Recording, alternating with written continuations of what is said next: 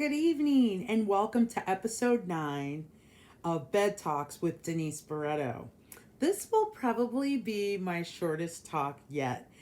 It's kind of sad it took me more than 8 days to get back to you with a talk, and that's because today's theme is stop doing all the fucking things. Yes, don't try to do all the things. Now, as an entrepreneur who lost about 90% of my income within like 8 days of the COVID 19 crisis, I will admit it's very easy for me to say that. And what I found myself doing is like, being super flexible, accepting every call. There have been 4 days in the last 2 weeks where I was on back to back to back to back calls. I don't need to tell you how terrible that is. In fact, I've seen like 4 think pieces today about why video calls are way more exhausting than normal calls or even in-person meeting because of the dissonance that our bodies and our minds have. So that's my bed talk. I gotta say this out loud because it's some shit I need to do. It's advice I need to take. You don't have to do all the things.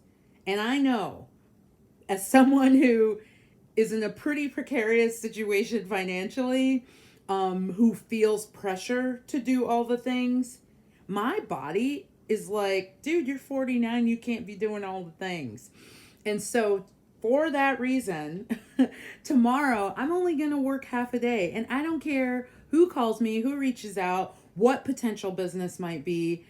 I need a break. And why is that?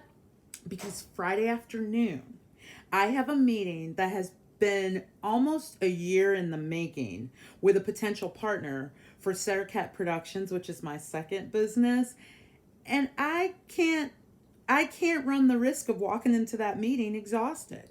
I need to be rested 100% because I've been working for that meeting for a year. So how am I going to show up for that meeting and not be rested and ready to take advantage of the opportunity that's going to be before me?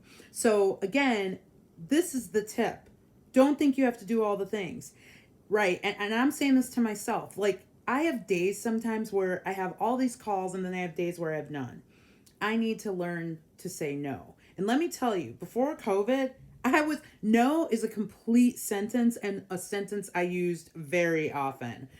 I need to channel that back because there's nothing that's worth the exhaustion and the overwhelmness that I've been feeling lately. So stop doing all the things.